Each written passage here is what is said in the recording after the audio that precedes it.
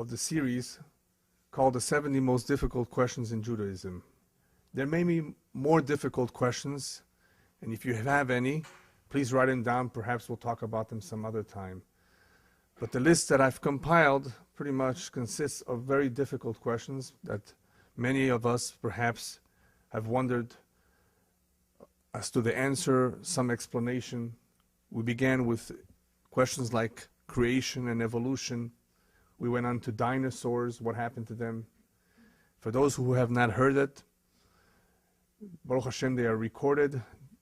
They are on video. You can see them on the internet, on our website, toraor.net.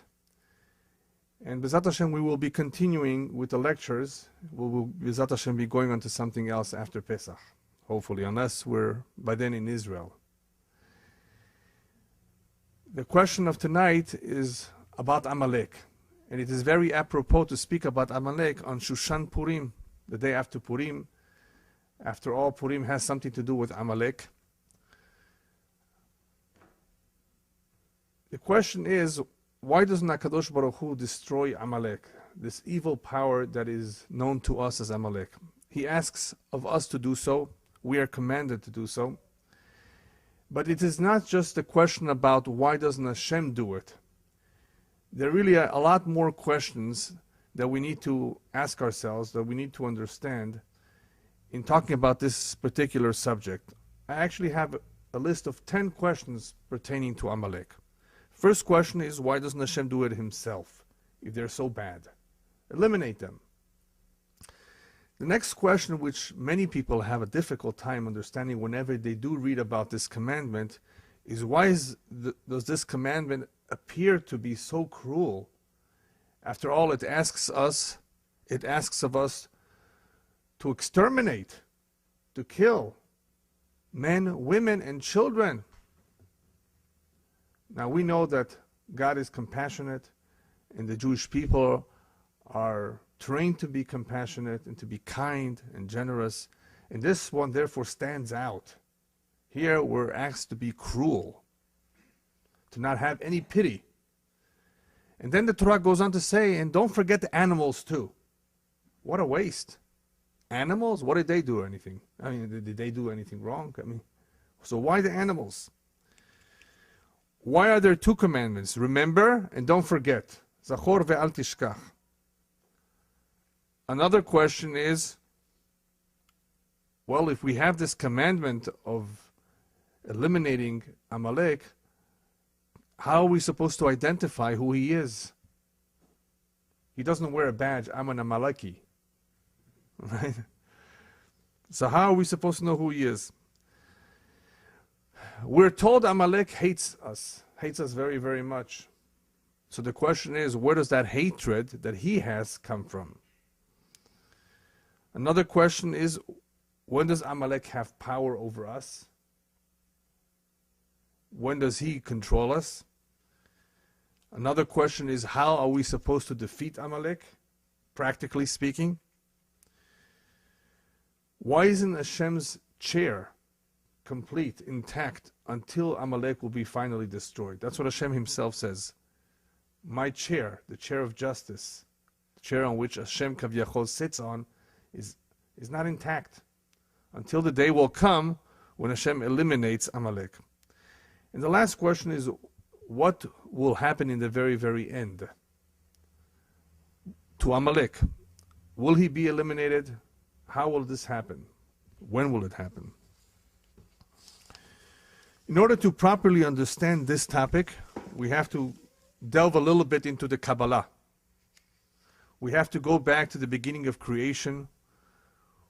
We have to understand some concepts that we've spoken about in the past, but nevertheless we have to review them so we have a little bit of clarity as to the enormity of this task.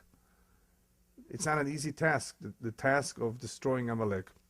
It goes back all the way to the very beginning of creation. When Hashem created the world, he also created two powers, two opposing powers, koach hatov and koach hara, the ability to do good and the ability to do evil. Evil being the opposite of good. What is good and what is evil? And I've explained that in the past, that good is not necessarily what we think is good, because that's something that is not very objective. It is very subjective what good is. What may be good to me may not be good to you. The ultimate good is that which brings about the fulfillment of God's will in this world. That which brings us closer to our mission. And therefore evil, or kohot hara, is anything that detracts from our mission, anything that moves us away, or anything that is opposed to doing the will of Hashem. That's in a very simple way of explaining it. You basically have two opposites, complete opposite. One that wants to fulfill the mission, the will of God in this world, and one that does not. And God created these two opposites in order to allow for free will. In order for us to have true free will, there has to be two opposites that will continuously attract us, tempt us, confuse us. That is how we have free will. We have the choice to decide what we want to do. If everything would be clear and obvious and easy, then what's the purpose of creation? Creation has, as to one of the purposes, is to reward man for his making the right decisions. Because after all, there is an afterworld, there is an eternal world, a spiritual world, a world where one will be rewarded for doing his job. We've been taught from when we are kids that this is only a temporary world. The physical world where we come down for 70, 80, 90 years, and that's it. This is not it. It can't be. So short? What is this all about? So I'm not going to go ahead and review and repeat this topic of the purpose of creation. We've covered that before, but partially we must keep in mind that ultimately this is only a temporary world, a world of challenges, and in order to provide a proper challenge, there needs to be free will, where one can make choices. What makes it more difficult, however, is that this power called evil is actually given the right, the opportunity to expose its face. The face of evil, unfortunately, has surfaced so many times in our history, through war and killings, brutality. Till this very day, nothing has changed. The names have changed, but people are the same. There are barbaric people today. There are even some cannibals here and there. Cannibals that will eat you up. I mean, they'll feed you first to fatten you up, but then they'll eat you. Yeah. I mean, there is evil. And this evil has many faces, but what is the common denominator? It is against the purpose of creation. And why does Hashem allow this evil to be exposed so strong? In order to hide Him, which is also tied to the idea of enabling free will. I want to hide. I don't want you to know with certainty that I'm around, that I exist. That would make it easy. So in order for Hashem to hide His face a little bit, He allows evil to be exposed, to be strong, to be prominent. Then people wonder, is there really a God in this world with all this evil around? See what I mean? That's what happens when the evil is exposed. It's intentional. To allow free will and to hide Hashem's face, Hashem's hands, Hashem's intervention, or involvement, I should say, in this world. So even though we do see an organized world, everything is beautiful in some ways, it's nice, it's well designed, there still is a certain amount of tohu vavohu. If you read the very beginning of Bereshit, you come across the words tohu vavohu, that right in the very beginning, before creation, before form and shape took place, the world was empty, void, right? Confused. In other words, everything was a mishmash, as they say, until Hashem made an order. He separated light from darkness, separated good from evil, separated male from female. See, everything is a two. Day, night, good, evil, purity, impurity. So even though God created the world and organized everything and separated everything perfectly, he allowed man to bring about tohu vavohu again. He allowed man to bring about confusion and emptiness once again into this world. Even though man builds and engineers skyscrapers, those all kinds of things, and some of them are good and beneficial, he also has the ability to do evil, and part of that evil involves bringing about that emptiness and confusion to the world. And what is emptiness? Emptiness of faith, emptiness of belief in a supreme being. A life, a world which is devoid of a boss. You're onto yourself. A life which is devoid of any meaning. That's tohu vavohu, confusion. Who's to say I'm right and you're wrong? Right and wrong are confused. There's a lack of clarity. Guilty is man for doing that. Because in the subconscious mind, we have a soul. And the soul does know right from wrong. To an extent. It doesn't always have clarity. It cannot always judge perfectly. But given time, given honesty, and given some guidance, any human being, Jew or non-Jew, can come to the truth, can come to know the truth. But unfortunately, man in his power, in his evil power, has chosen to engender, to bring about a tremendous confusion into the world and all this emptiness, especially in the generation of Mashiach, an emptiness of the belief in God.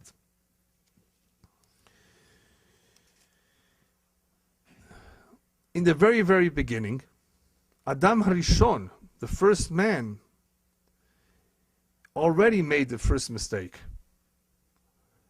by not listening to the simple instruction of God. When I say Adam Harishon, I mean his wife too. By not following one simple instruction, be careful with this tree, with this fruit. Don't eat from it. Just one instruction. He failed. What's that whole episode for? It's an important episode. It's not just a story about a serpent enticing, luring a man and woman to go against God's wishes. It is a story of creation. It is a story of humanity. There is an enemy out there who's against you. He's against God. God created him. But he's an enemy. He's a serpent. That's his name in the very beginning of Bereshit.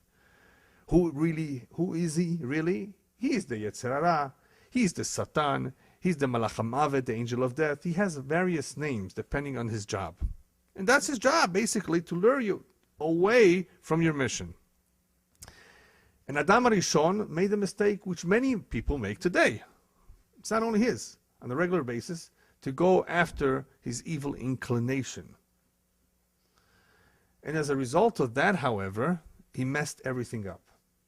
Now, even though that particular episode is in itself something significant, obviously it represents something, it really represents also the mistakes that we make on a regular basis when we follow the Yetzer Hara, the evil inclination. In other words, when we do not do the right thing, we don't think things out properly, we don't weigh them properly, or we don't do what Hashem asks of us or expects of us. So that episode represents, or is a manifestation of the mistakes all human beings make. But what's so unique and what's so serious about that particular one, Chet Adam Harishon, is that Adam Harishon had in himself, according to the Kabbalah, the neshamot, the souls of all of humanity. He's one physical body, but just think his neshama is big. Think of it as big, that contains within it all the sparks, all the potential souls that will eventually come down into the world. Comes along Adam Harishon, the first man, allows the evil inclination to penetrate him, right, to listen to him, to follow it. And as a result of him bringing in, that evil inclination was outside, bringing him in, he now allowed the forces of evil and good to mix. They were separate. Remember, there was order, there was separation. Now he has mixed them all up. Now it's within him, in the body of every human being, the forces of evil at all times are present, fighting each other. Do this. No, I don't want to do this. Do this. Yes, no, yes, no. Constant challenge. It's not outside. It's not apart. It's all mixed together in one place. It makes it hard for people to make decisions sometimes. But it's not just the forces of good and evil mixed in him. It's not only the desire to do this or the desire to do that he has to contend with all the time. It's the neshamot now too. Neshamot right now are mixed. Different kinds of neshamot are all mixed. Good and not so good.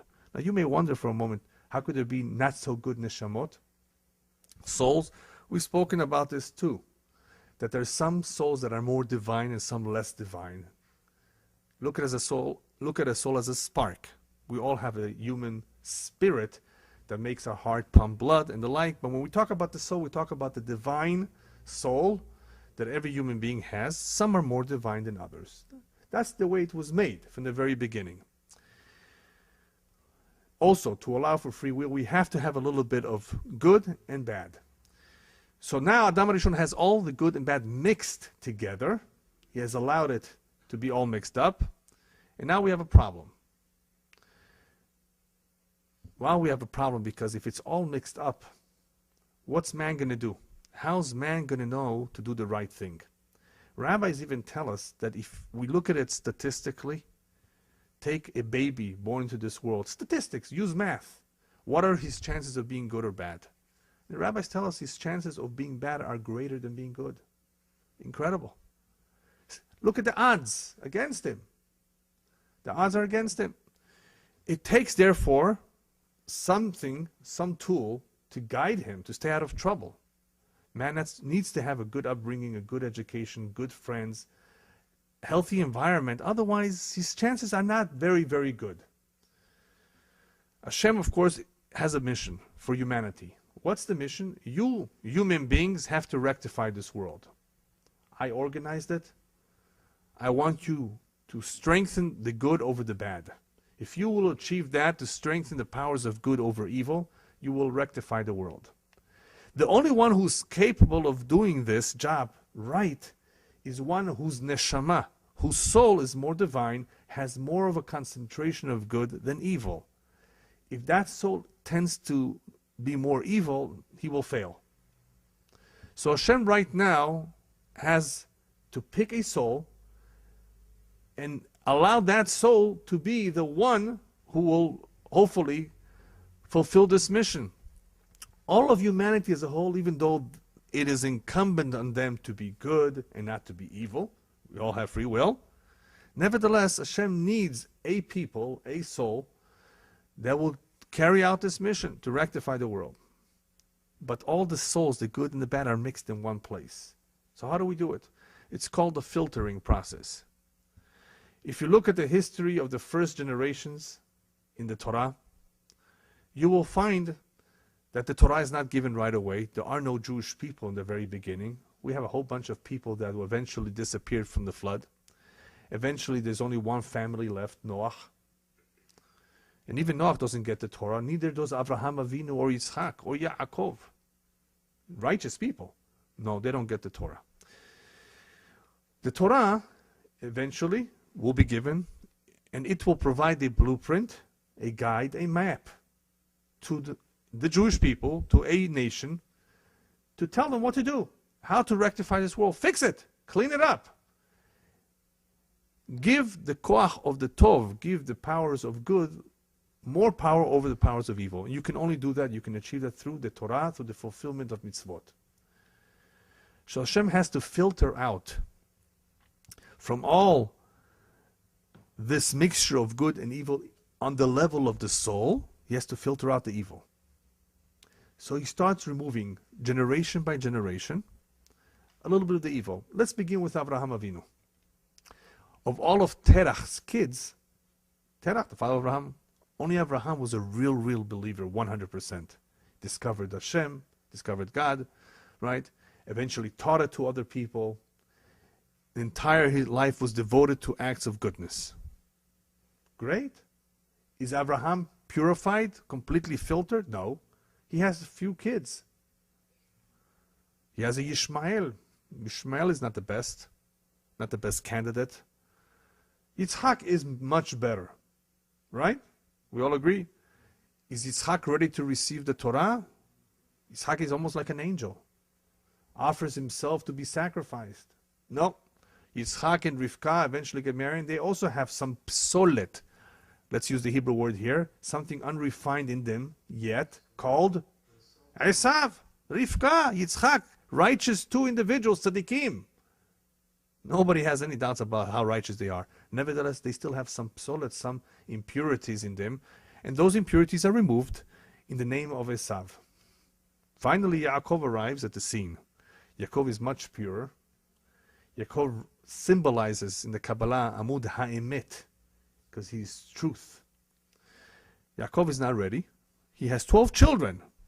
And those 12 children are not ready yet either, but they're almost there. They have to go through Egypt. They have to go through an additional refinement. And we explained that it has a little bit to do with the baseless hatred that they still had, the jealousy, the problems which of course were manifested with the selling of Yosef, their own brother. That has to be removed. They have to be refined. They have to be prepared. They have to be subjected to some slavery so they can learn to be servants of God. After all, who wants to be a servant of anybody? So they have to go through a little bit of refinement to prepare them psychologically, mentally, emotionally, whatever you want to say. And that's what happens when they leave Egypt. They're elevated to the highest levels of Kedusha after they remove themselves from the Tumah, the impurity of Mitzrayim, and they're ready to receive the Torah in Chag HaShavuot. So finally, what do we see? We see a nation, a people that has been steadily refined through the generations until there is a soul that is prepared to do Hashem's will. Naseh v'nishma, they said with all the excitement. They were ready to do it. We're ready to embrace it. To be ready to embrace it without any questions asked. What does it say? That's only because they are refined. They realize that the truth of this. Okay, now let's go to the other side.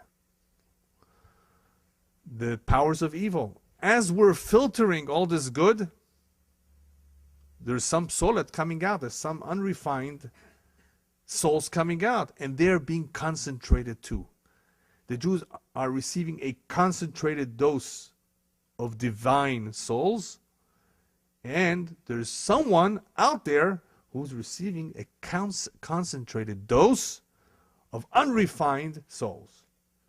There's unrefined souls everywhere in the world.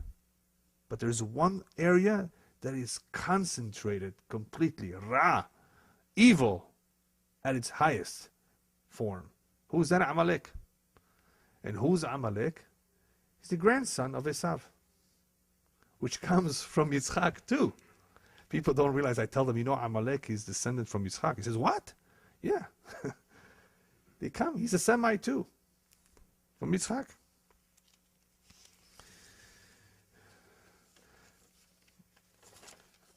So now we have a problem.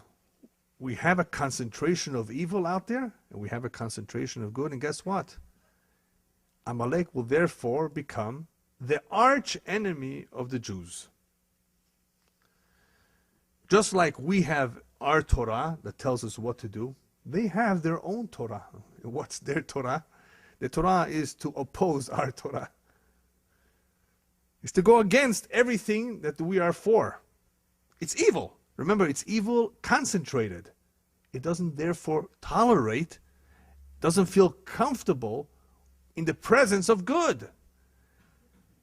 Real evil cannot take it when there is a presence of good. That's just the nature of evil. Real evil, concentrated evil. People, remember, are mixtures of everything. But the real evil will not tolerate the Torah, the philosophy, the teachings of good, of being humane, of being nice, compassionate. You say, why not? No, there is an element out there in the world that will not tolerate it, and that's called Amalek. Okay. This Amalek, how is he presented in this world? How does he manifest himself? Where does he draw his power from? The Kabbalah teaches us that every nation in this world has a sar, has a minister, an angel. That's where it derives its strength. And as we all know, all the nations that existed once upon a time, the Babylonians, the Persians, the old Persians, the Greeks, they disappeared. They were around for a while and they left. Their Tsar, their minister, weakened, fell, eventually being replaced by someone else. Those Tsarim, every nation with their minister, did not have that much strength, did not have therefore that much influence, at least for thousands of years. Just for a number of years it had influence, it made its contribution, it came on the scene, did what it was supposed to do, and it left. For some reason, we have here an Amalek that's been around for a long, long time. Just like the Jews. The Jews have been around for a long time. Nothing has happened to us, Baruch Hashem. I mean, we've had our ups and downs. Yes, ups and downs, but we're around. Amalek, in some form, will always be around, and we're gonna understand why in a moment. Amalek has a very interesting minister.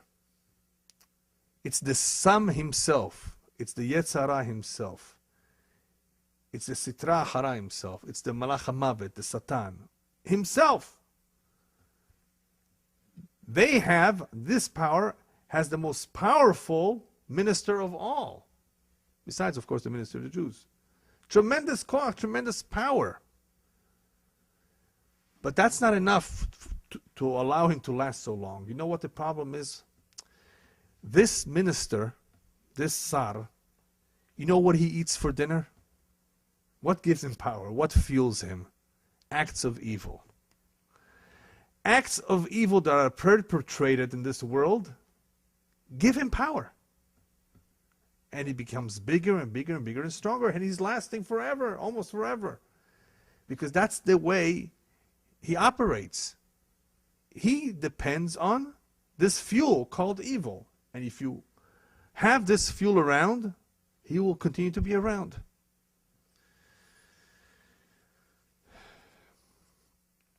So the longer he is around, the longer evil, of course, will be around, because he is a manifestation of evil too.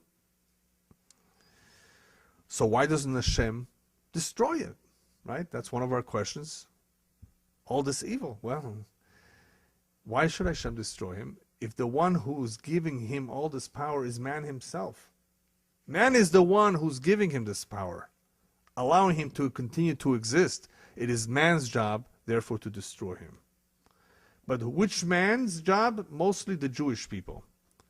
Because the Jewish people have that job of letaken ha'olam, to fix this world, to rectify this world, to bring about Hashem's dwelling in this world. And it's only through acts of kindness and goodness, through the observance of Torah and Mitzvot, that we are able to drive away these forces of evil, the forces of darkness, through the light of Torah. It is therefore our job, only we can do a good job in this. It does not mean that everybody else is exempt from driving away evil. No. The non-Jewish world, as one of the 7 Noahide laws, they do have that obligation to set up a system of laws and to punish evildoers, of course. They have the same mitzvah in some ways of staying away from acts of evil. But who can actually rectify, who can do something about it, who can make a difference? The Jewish people. How? Through the Torah. Only through the Torah can we defeat the koach of evil. Now, it's not only because we have the power to do it. The Jewish people need to do it because he's the one that will give us the hardest time with our job. Hua mafriya hagadol. He's the one that's giving us trouble. He's the troublemaker. So we better do something about it. We cannot allow him to exist. He's the one that interfering with our job more than anybody else in the world. How does he interfere with our job? How does Amalek give us a hard time? So the Torah, in telling us about our first contact with Amalek, it tells us, Asher karecha baderech. When you left Egypt, he met up with you. He met up with you in the way, and he already waged war against you. What does he want from us? We're not taking his land. We went away. We didn't want to have anything to do with him. He came after us. The commentaries tell us, Asher karecha baderech bli shum itgarut. When he came after us and waged war against us, is without any incitement on our part, without any aggression on our part. He did it on his own. Why? Something bothers him about us. He doesn't like us. What is there not to like about the Jew? That he has a long nose? I mean, what's wrong? What bothers him? You know what bothers Amalek about the Jew? The Jew believes in musar, morality, ethical, being good, being nice. That bothers him. Our Torah bothers him because he believes in the exact opposite.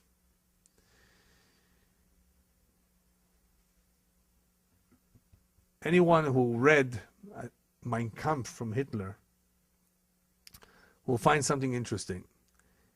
He says very clearly that Jews brought about 2 blemishes on humanity. Does everybody understand what I mean by blemishes? 2 defects, 2 blemishes. One in the physical body through the Brit Milah, the circumcision, and one in the soul through something called conscience. Have a conscience. Don't do certain things because they will disturb your conscience. There's no such thing, he says. He claims that one should not feel bad about certain things that one does. Do as you will. Who's to say there's a right and there's a wrong? That's Amalek. From his writings, you can clearly see the philosophy of Amalek, the teachings of Amalek that are totally opposed to what we are teaching. He obviously does not believe in God, and anything that has anything to do with God, he will oppose. The words Asher Karecha, even though literally it means that he came across you, he made up with you, it also means, the commentators explain, a form of krirut. He cooled you off. Amalek has the danger of cooling off a Jew from his emunah. Pouring cold water on us. To be cooled off from the emunah. Asher karacha also comes from the word mikre. Everything is a coincidence. It was just a big bang. That's how the world was created. It was just by accident. Mikre, by chance. It was not divinely inspired. It was not by an act of God or creation. That is the philosophy of Amalek. Not to have anything to do with the teachings of the Torah, that there's a creator, that there's a boss who is involved in this world. His job, therefore, Amalek, is to move anybody who's attached to divinity or to doing acts of goodness, to move him away from that. And obviously the Jew is the greatest representative of acts of goodness that there is. In other words, the whole Torah, a lot of religions, a lot of laws of countries are taken from the Bible, from the Torah. So he is going to be our greatest enemy, Amalek says. The Jew. He is giving us a hard time. He is the one that's stopping us. He's introducing this thing called conscience and morality and values. And he doesn't want that. So therefore, we are his enemy and he is our arch enemy.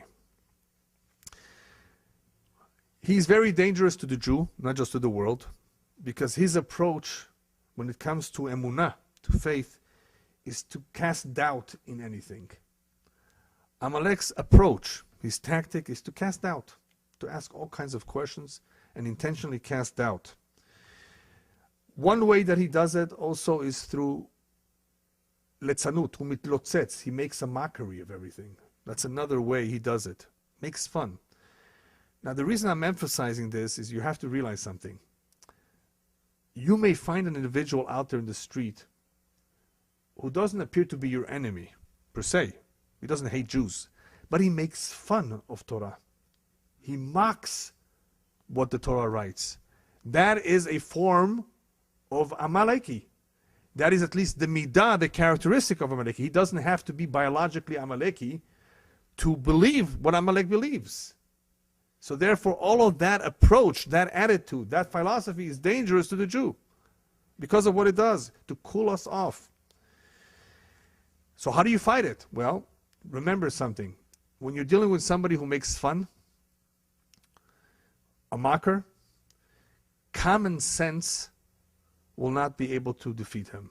Logic cannot defeat him. You have to stay away from him. Otherwise, he will defeat you. He will weaken you. You have no chance against him. Common sense is something precious to us, isn't common sense, logic, reason, truth. No, not with a marker.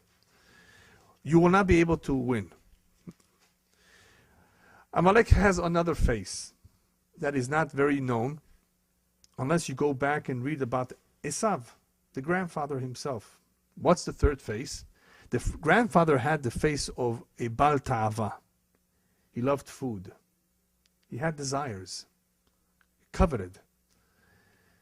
This Ta'ava is very much seen in the nation that Esav formed. Which nation did Esav form? Not Amalek. Remember, Amalek is a grandson. It is an offshoot somewhat. It is a descendant. It is the concentration of the bad. But Esav himself is not Amalek. Esav is the father of Edom, the Edomites. And there are a lot of nations in the world that belong to Edom. The Roman Empire is all Edom. They are related, aren't they? Grandfather and grandson. And where do you see it today? Where do you see the relationship today? Anybody know? No. We'll get to it soon. You will see that today it is possible to recognize who Amalek is and who is Edom. But I just wanted to wake up those of you who are maybe falling asleep that there is a big relationship that can be observed today between the grandfather and the grandson. In other words, even though Ba Sancheriv ubilbel et haolam, Sancheriv, the Syrian king, one of the Syrian kings, came and mixed up everybody. Amalek is scattered everywhere, including in Iran. Haman Rasha, we just read about him. He's Migeza Amalek. What is Amalek doing in Iran? So Sancheriv came and mixed everybody up, moved everybody around. So we do have Amalek all over, but we will soon see who he is. I just wanted to talk a little bit about this face of Edom, because this is especially a problem in the generation of Mashiach, our generation. The problem with Ta'ava, with this face, is that any time a person espouses, supports Ta'avot, if this is important to him in his life, his heart rules his mind. His heart is basically being controlled by the Ta'avot. So therefore, his mind doesn't have a say. Therefore, anytime the mind does not have too much of a say, the truth can never come out. Person who's engrossed in a materialistic kind of lifestyle, very much full of ta'avot, of desires, of food and drink and enjoyment in an unlimited way, it will be very difficult for him to come to terms with the truth, what we call the truth, because his heart is in control. When a person's heart is in control, his views can be easily distorted. Views, an intelligent man, he's an intelligent man. He has the faculties to be able to discern between right and wrong. But will he be able to? Will he succeed? No, not necessarily. Anytime a person has his own agenda, has his own personal interests, has all these physical desires of this world, he cannot think properly. His mind does not have full control over his heart. What we see so far is that Amalek is not only a nation, which I will tell you who it is soon. Amalek is also a midah. It is a form of life. It is a philosophy. It is a characteristic.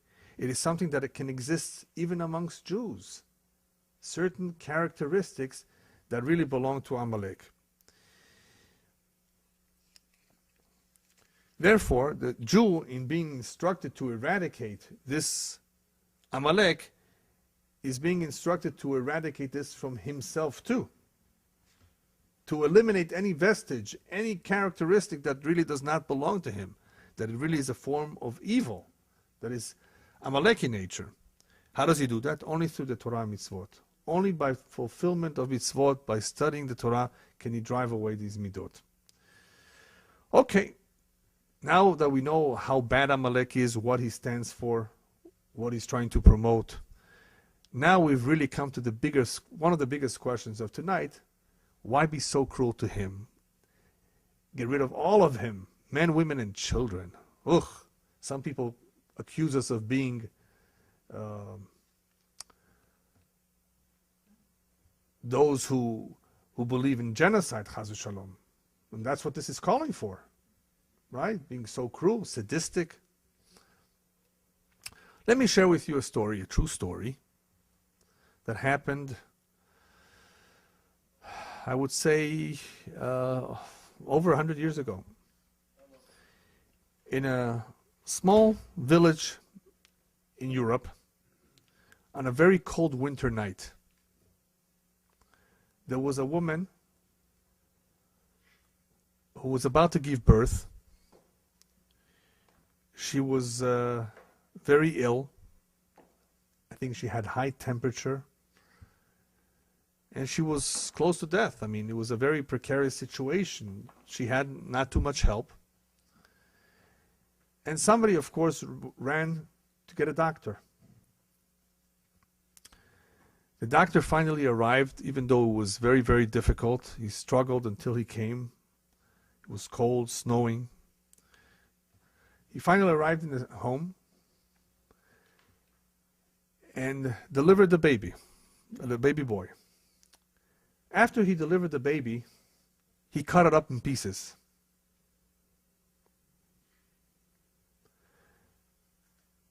Cut it up in pieces, stepped on it, and threw it in the garbage. What would you say to this doctor? Is he cruel? Huh? What would you say? Did he do a good thing, a bad thing? What does this kind of an act appear to you? What? Evil? Yeah. Well, what if I were to tell you that that baby was Hitler? Would you still say the doctor is evil for doing that? He had knowledge. This is a true story, but the baby wasn't cut up. We wish he was. The baby survived. The doctor was Jewish. He didn't know what he was delivering. But had he known, if he would have cut him up, he would be fulfilling a mitzvah. Wouldn't he? Okay. Baruch Hashem, we all agree on something. Because now you will understand this story, which is a true story, except for the cutting up, will help you understand what the Medrash says about why we are so cruel. We are cruel to Amalek. We need to be. Because that is exactly what they would do to us if they had a chance. If they had a chance, if Amalek has a chance, he would destroy the Jewish people, chas v'shalom. If you don't believe me, look at the story of Haman. That's exactly what he attempted to do. No, not just the men, women, and children. And throughout history, there were pogroms and attempts and plots to carry out exactly that by those who come from Amalek. And just recently, what about Hitler himself? Didn't he try to do that too? You see, only the men, women, and children, babies. He didn't care. If we do not do it to him, he will do it to us. So is that being cruel to him, or is that self-defense? The Torah tells us, listen, you got to do it because he's going to do it to you. Now, this is not Yishmael. What's Yishmael? Yishmael, the Midrash says, listen, when he was thrown out of the house of Abraham and Sarah, you know the story with Hagar? He was sick, he was about to die. The Malach, the angel, showed her a well of water. Go give him a drink. His life was saved. The angels got upset. Hashem, why are you saving Yishmael? He's going to be a troublemaker in the future to your children. So Hashem says, when did you say? In the future? Yeah. But what about now? Is he okay now? Yeah, now he's all right. Well, I'm going to judge him by what he is now. I don't judge him by what his descendants and his children are going to do. What is he to blame? But not Amalek. Amalek, from the very beginning, has that built-in hatred. He is the concentration of hatred. It's all there. It's not some good and some bad. Okay, I'll think about it. This time I'll let you go. No, this is the concentration of evil, the greatest evil, the arch enemy of the Jew. What difference does it make if it's a baby or if it's an adult, it's the same thing. This baby will eventually be an adult, and this baby will eventually try to harm you. Do it to him before he does it to you. And you better do it, because he is your enemy, sworn enemy. So because he is your sworn enemy, guess what? He has to be to you a sworn enemy too. You understand? That's the idea, the basic idea of why there's no pity whatsoever. But what about the animals? Well, animals can easily steer our feelings. Well, they didn't do anything wrong, poor animals. Look at all these animal lovers running all over the world to save the whales. Well, they're doing a good thing. You know, I actually think that they have the right to do so. You know, whales are not fish. There's only a limited numbers of them. Fish have a blessing. They will never become extinct. You know why Hashem gave a blessing to the fish, that they should never become extinct? Because the Japanese are going to eat sushi. So there has to be a blessing and an abundance of fish. But that is not to say that all other animals have the blessing, and animals can become extinct. Anyway, so why get rid of these poor animals? Hashem did not want to leave any opening whatsoever for pity on anything that belongs or is associated to Amalek. Oh, what a waste. Let's keep the animals. That's the mistake Shaul Amalek, Shaul the king, made this mistake, the first king of the Jews, a righteous man, a saintly man. But he had cheshbonot. It was politics. Cheshbonot, politics. All kinds of calculations of why yes, why not, why save him, maybe yes, maybe not. He started making derashot in his mind about why it's okay. And Shemuel says, you made a terrible mistake. You went against God's will. Why did you allow your own cheshbonot, your own calculations to interfere? He lost the malchut. He lost the position of being king. He was killed with his children. But worse than that, the rabbis tell us whoever has pity on the cruel will eventually become cruel on those who deserve compassion. Shaul Amalek had pity on Amalek. He eventually was driven crazy by some spirit that unfortunately made him so crazy and so cruel and sadistic that he killed off an entire city of Kohanim, Nov, Ira Kohanim. How come? How does this happen? Rabbi tells you, if you are compassionate, you have pity for the cruel, you will eventually be cruel over the pity, over those who you need to have pity for and compassion. How come? Through this mitzvah of Mechiyat Amalek, of eliminating Amalek, or erasing his name, Hashem wants us to remember that the best way to love what Hashem loves is to hate what Hashem hates. If you hate what Hashem hates, you will come to love what Hashem loves. That's the way the system works. In order to truly love what Hashem loves, you have to hate what He truly hates. And Hashem hates Amalek.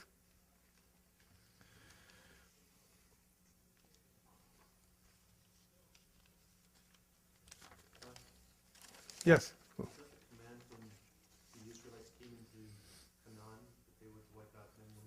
That is one of the commandments. I'll talk about that in a minute. Yeah. So what's needed to defeat Amalek? We said logic doesn't work, common sense does not work. He mocks, he ridicules, he opposes. The way to defeat Amalek, we said, of course, is with the Torah. That's for ourselves, to control ourselves, to have the right outlook. But the way to defeat him, other than physical defeat, is through emunah peshuta, through simple emunah. In other words, not to ask questions, too much questions, not to have any doubts. There are many things we don't understand, many things that we will never know throughout our life. Does that mean we should stop doing what we're doing?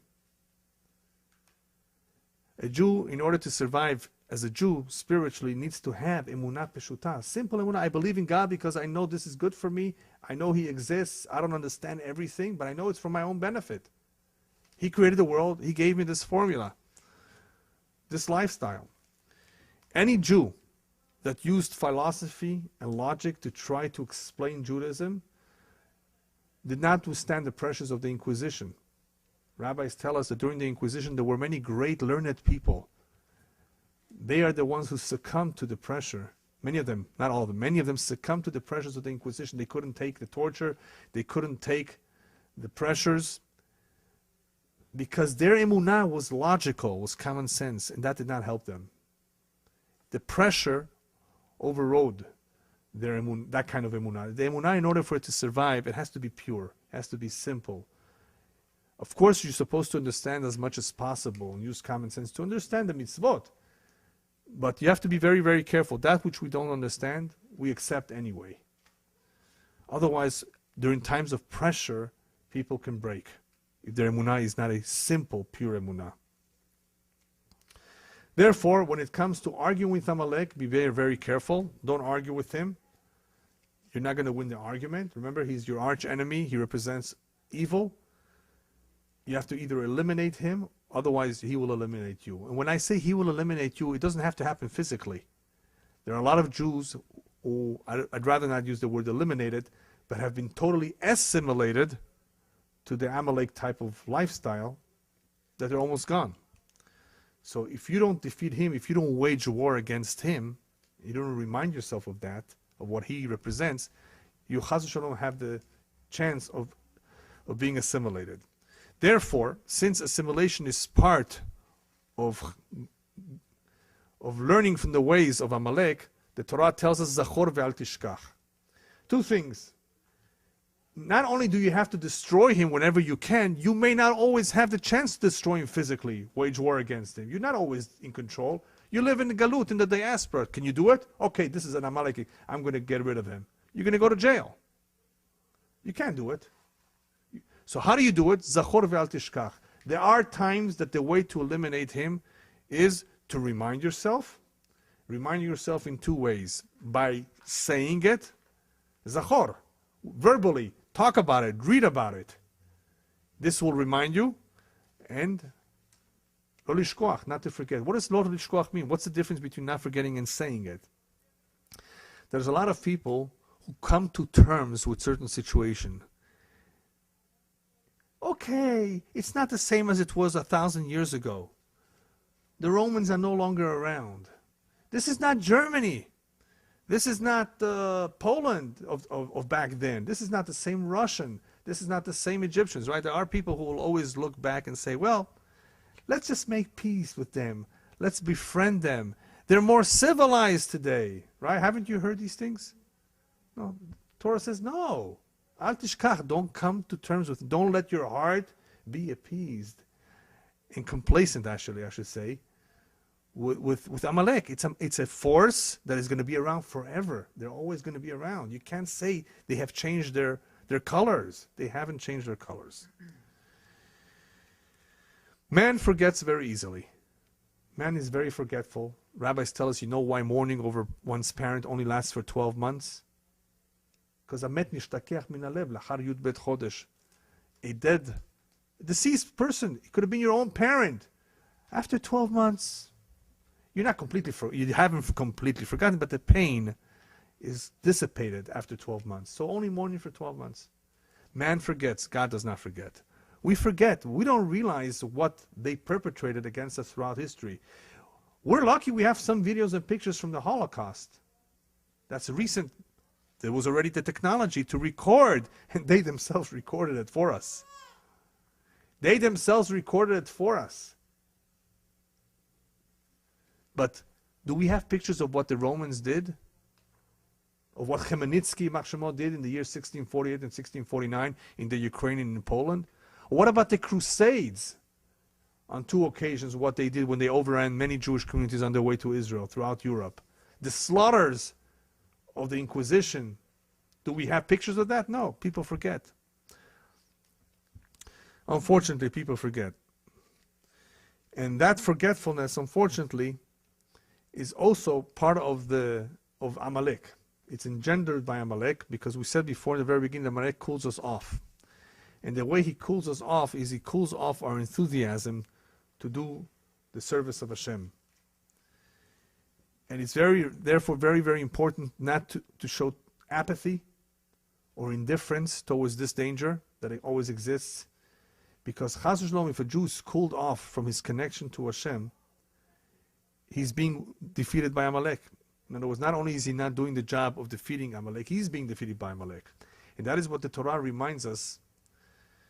When will Amalek come after you? When will he have any power over you? Ve'ata yef v'yagia. When you will express yourself, oh, I'm tired. It's such a big burden for me to carry all these mitzvot. Anybody that says it's hard to be a Jew, and there is a saying like that in Yiddish, it's not true, by the way. It's not hard to be a Jew. It's very easy. Tefillin takes a few minutes every day. Making a blessing is no big deal. Shabbat, you rest anyway. What's so difficult? It's just an excuse. Anybody who ever expresses himself, it's so hard. The Torah says, "Vata yef v'yageh siman she v'lo yareh Elokim." It's an indicator that there's not enough God-fearing in you. Anybody who says it's difficult, oh, I can't do it, I'm tired. Vata yef v'yageh v'lo yareh Elokim. That's the continuation of the verse. It's talking about Amalek too. He's not a God-fearing individual, but it could also be talking about the Jew. Anytime the Jew becomes disconnected from the Torah, that's when Amalek has any power over us. That's what Yitzchak told his own son Esav. Esav, don't feel so bad, don't cry. Yaakov took your firstborn rights. He can only hold on to that. He can only have the credit of that if he follows the Torah mitzvot. You know when your chance will come to control, to be the boss? When he removes the burden of Torah from himself, you can remove the burden of being subservient to him. You will not be subservient to him if he's not subservient to God. He cannot have anything of this world. He's supposed to have the world to come. He wants to enjoy this world too. He wants to have peace of mind and quiet down here too. All the benefits of Olam Hazeh, it's only if he follows the Torah. If not, you will take back your rights. Esav therefore attacks, causes us trouble whenever the Jewish nation is turned away from the Torah, when the Jewish nation cooling off with the midah of Amalek, to be cooled off from the emunah. Okay, so now we come to the question, so who is he? Who is he today? Rabbis tell us that there will be a nation in the world, right before Mashiach comes, that we will be able to recognize from their character and their behavior who he is. And the answer is very clear. It's Germany. Commentaries talk about how the concentration of Amalek is mostly in that country. Does it come as a surprise? No. You can see for yourself what they did and what they're capable of doing. But there is Amalek all over the world. Amalek is everywhere. And because of that, we will have something called Milchemet Gog uMagog. Even though we can talk a long time just about this final war, which B'ezrat Hashem at some point I'll give a separate lecture, the last war called Gog uMagog is very much misunderstood by a lot of people. Who is it exactly? Even though Yechezkel speaks about a assembly of many nations. It's not just one or two countries. They may have one head. What's this assembly of nations coming against the Jews right before Mashiach comes, at the time Mashiach arrives? The assembly of the nations against the Jews is the assembly that Hashem is putting together of all the evil sparks that are scattered all over the world, in all these nations that contain Amalek, leva'er otam me'aolam, to destroy them and completely eliminate the Ra once and for all. Hashem will do it. Now he hasn't been doing it because he wants us to do it. It is our job to drive evil away. But eventually, Hashem of course will do it. Hashem, when he gathers all these nations in the world to come against Israel, against the Jews, he's gathering all the nations that have concentrations of evil. Nations that have perpetrated evil against the Jews in the past, that we have forgotten about them. Oh, you mean Luxembourg is too involved in this? Well, maybe Luxembourg has something to do with it too. We don't know. Hashem knows. We forget. Human beings forget. Hashem does not forget. He knows where every spot where Jewish blood was spilled. He remembers it. Every soul, everybody, everything. So therefore, as the Zohar explains, in the final assembly of nations against the Jewish people that is going to come very soon, we have reincarnated souls of Goyim too, reincarnated souls of non-Jews that will come because we have to see in their fall. We've never seen the revenge, we've never seen their fall.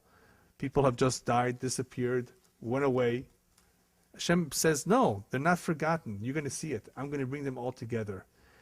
So he's bringing them together in the final day of judgment to judge them. There has not been justice done till now. Now you can understand one of the questions we started off asking was, why isn't Hashem's kiseh, his seat of justice, intact, complete? Ki yad al kes yam milchama b'Hashem Ba'amalek, milchama. Every door in every generation that Hashem has a milchama ba'amalek. Why? Because he says incomplete.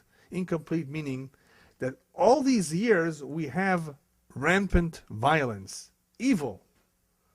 Mishtolel, chogeg, it's rampant. Where is the justice? People are asking, where is God? It's unfair. How come people who are so good are suffering? How come the righteous Jews have gone through so much pain and suffering? Where is all the justice? If God exists, how could he allow this Holocaust to take place? You've heard these questions? That's the face of evil being exposed in such a way that people are concerned. Where is it? But there is justice. Hashem has a plan. He's been hiding his face. But eventually his face, of course, he doesn't have a face, but his presence will be known. And that is when his chair, his seat of justice will be intact. In other words, right now it's not intact. What it means is that people do not see the justice. There is, but they don't see it, so it's not intact. It will become intact and complete when he reveals himself. When we say, Vaya Hashem lemelech al kol haaretz, God will be the king over the entire universe, that is when this will happen, that all evil will cease to exist. All evil will disappear. There will be no evil. When evil ceases to exist, guess what happens? The truth comes out automatically. Right now the truth is being buried or confused, not allowed to become prominent. All these non-Jewish schools here have a hard time even putting in the books of biology other than evolution. Oh, by the way, there's an opinion that God created the world. Oh no, chas v'shalom, separation, church from state. Don't mention the word God in any book in public school. Never. Okay, let them give their opinion. It's just an opinion. No. We're going to give only our opinion, the opinion of Amalek. Evolution, you came from a monkey. You came from nothing, from a big bang. That's what they want you to hear.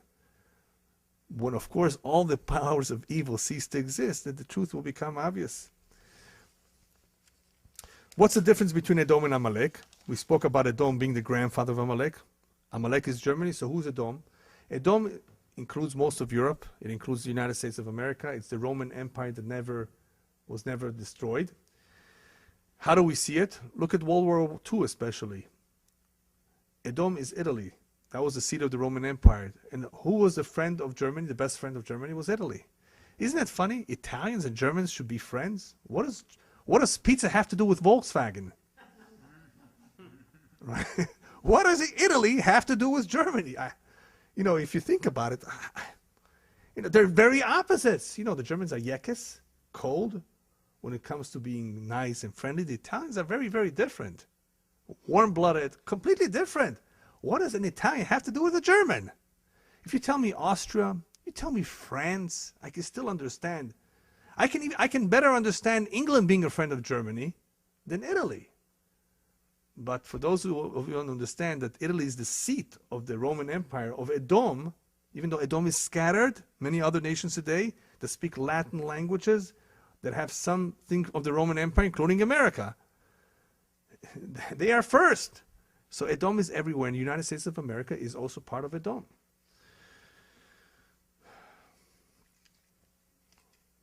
So what will be the end of Amalek? The end of Amalek is as it's written in Parshat Balak, V'achrito adeh oved. In the end, Amalek will be destroyed. In the end, all forces of evil will be destroyed. And this, of course, will happen, B'ezrat Hashem, in our generation. Now, how do I know it will happen now, soon? Rabbis tell us that the Jewish people received 3 mitzvot upon entering the land of Israel. The mitzvah of choosing a king, the mitzvah of destroying any vestige of Amalek, and the mitzvah of building the Bet HaMikdash. We have entered the land. There is an ingathering taking place right now. So what's going to happen soon? We're going to have a king, Melech HaMashiach. We have to have a Bet HaMikdash. So we know that the destruction of Amalek is imminent. Just that until now, we had the mitzvah, every Jew. Now, of course, it will come about through Mashiach. But this will be part of the process. There's only one problem in all this process. Amalek is going to put up a big fight. If you look back through history, when does Amalek put up the biggest fight? Whenever the Jews come back to Israel. First time around, when Yaakov came back to Israel, Esav meets him. That's the first encounter. Second encounter, when the Jews leave Egypt on their way to Israel, who meets them? Amalek again. Third encounter, the Jews are about to return to Israel after the Babylonian exile. Who gives them trouble? Haman. The Jews are about to come back to Israel for the last time. And who stops them or makes them trouble? Again, Amalek. Germany, Holocaust. All the times, the major encounters with Amalek was right before we come to Israel. Because they know they're going to be destroyed. There's an accusation, Chas v'shalom, against the Jews. What power do they have? Why should they be allowed to come? There's a tremendous commotion upstairs in the heavenly courts between this tremendous power, this powerful minister called Saro shel Amalek. I don't even want to say his name. Very powerful. He's not going to give in so easily. A third of the Jewish people were killed in this Holocaust. A third of 18 million Jews before World War II, 18 million. 12 million remained. You know what it is? He got away with a third? This is not just a few thousand Jews here and there. This is 6 million. Nobody can do that. Only Amalek has that kind of power. But he's not going to get away with it. We know that soon it will be his turn to be destroyed. But in the meantime, there's a tremendous amount of a struggle between the forces of good and evil all over the world. I'd like to end that in order to be able to be on the side of good and not evil, as you know, one of the things that is the most difficult during the days of Mashiach is emunah, that we spoke about, having pure faith, relying in Hashem. One of the things that can help us avoid falling into the trap of Amalek is to stay away from gava, from arrogance. Arrogance, unfortunately, has not allowed many, many Jews to get closer to Judaism. In order to really see the truth and the beauty in the Torah and Judaism, you have to be a little bit humble.